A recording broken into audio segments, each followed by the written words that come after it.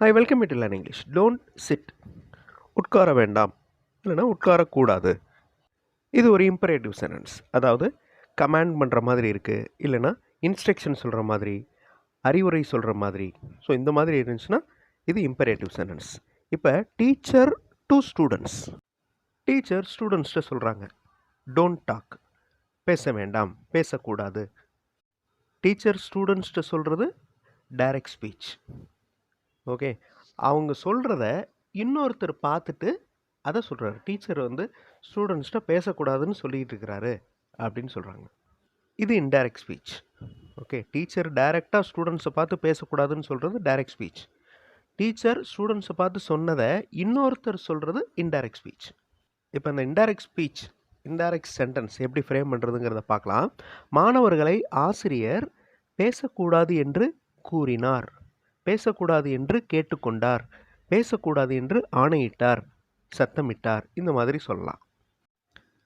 மாணவர்களை ஆசிரியர் பேசக்கூடாது என்று கூறினார் சொல்கிறது. அப்போ teacher told the students. Tell அப்படின்னா சொல்கிறது, அதனுடைய பாசன்ஸ் told. Teacher told the students. இந்த சென்டென்ஸ் இன்னும் முடியல. Teacher told the students. Teacher asked the students, கேட்டுக்கொண்டார். டீச்சர் ஆர்டர்ட் த ஸ்டூடெண்ட்ஸ், ஆணையிட்டார், மாணவர்களை பார்த்து ஆணையிட்டார். Teacher shouted at the students, சத்தம் போட்டாங்க. அந்த சென்டென்ஸ் எப்படி முடியுதுன்னு பாருங்கள். Teacher told the students not to talk. இந்த டோன்ட் டாக் அப்படிங்கிற அந்த டைரக்ட் ஸ்பீச் இன்டைரக்ட் ஸ்பீச்சில் நாட் டு டாக் அப்படின்னு முடியுது. இந்த நாட் முதல்ல வந்துடுது. Teacher ask the students not to talk. Teacher ordered the students not to talk, பேசக்கூடாது அப்படின்னு ஆர்டர் பண்ணாங்க. Teacher shouted at the students not to talk. ஒரு போலீஸ்மேன் இன்னொருத்தட்ட டோன்ட் டெல் லை, பொய் சொல்லாத அப்படின்னு சொல்கிறார். அது டைரக்ட் ஸ்பீச். இந்த தமிழ் வாக்கியத்தை பாருங்கள், அது இன்டைரக்ட் ஸ்பீச். போலீஸ்காரர் ஒரு நபரை பொய் சொல்லக்கூடாது என்று எச்சரித்தார். எச்சரிக்கிறதுக்கு இங்கிலீஷில் என்ன? வார்னிங். அதனுடைய verb form warn. Policeman warned a person not to tell lie. Not இங்கேயும் முதல்ல வந்துடுது பாருங்கள். Not to tell lie, don't tell lie.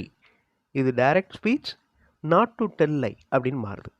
Father to Sun, அப்பா மகன்கிட்ட சொல்கிறாரு. இது சொல்கிறதா இல்லை அட்வைஸ் பண்ணுறதா? அட்வைஸ் பண்ணுறதா இருக்கலாம், இல்லை சஜஷன், பரிந்துரைத்தல். அப்பா மகனிடம் பணத்தை சேமிக்குமாறு பரிந்துரைத்தார், அட்வைஸ் செய்தார், அறிவுறுத்தினார். நாட் இதில் இல்லை, சேவ் மணி அப்படின்னு தான் இருக்குது. அப்போ father suggested his son to save money. Father advised his son to save money.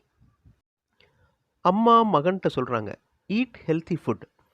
அம்மா மகனிடம் ஆரோக்கியமான உணவு சாப்பிடும்படி அறிவுறுத்தினார். இங்கே அறிவுறுத்தல் வந்துடுது. So advice. ADVICE வந்து நவுன் ஃபார்ம், VISE வந்து வேர்ப் ஃபார்ம். சில டிக்ஷனரிஸில் இந்த VICE VISE இந்த ரெண்டையும் US American English, British English அப்படின்னு சொல்கிறாங்க. அம்மா மகனிடம் ஆரோக்கியமான உணவு சாப்பிடும்படி அறிவுறுத்தினார். Mother advised her son to eat healthy food. Indirect speech. Okay, eat healthy food அப்படிங்கிறது direct speech. Mother advised her son to eat healthy food அப்படிங்கிறது இன்டைரக்ட் ஸ்பீச். மதர் அட்வைஸ்டு அப்படின்னு தான் வரணும். மதர் இஸ் அட்வைஸ்டு அப்படின்னா மதருக்கு advice கொடுத்த மாதிரி போயிடும். Mother is அட்வைஸ்டுங்கிறது ராங். ஓகே, இங்கே அம்மா தான் அட்வைஸ் பண்ணுறாங்க சன்னுக்கு. இப்போ அந்த தமிழ் வாக்கியம் பாருங்களேன், கடைசி வாக்கியம். மகன் தனது அம்மாவால் ஆரோக்கியமான உணவு சாப்பிடும்படி அறிவுறுத்தப்பட்டார். இது எப்படி இங்கிலீஷில் சொல்கிறது? கமெண்ட்டில் ஆன்சர் பண்ணுங்கள். டிஃபிகல்ட்டாக நினைக்க வேண்டாம், ஜஸ்ட் ட்ரை. கண்டிப்பாக உங்களால் முடியும். அடுத்த வீடியோவில் இன்னொரு இன்ட்ரெஸ்டிங்கான டாப்பிக்கோடு பார்க்கலாம். தேங்க்ஸ் ஃபார் வாட்சிங் and thanks for your valuable comments.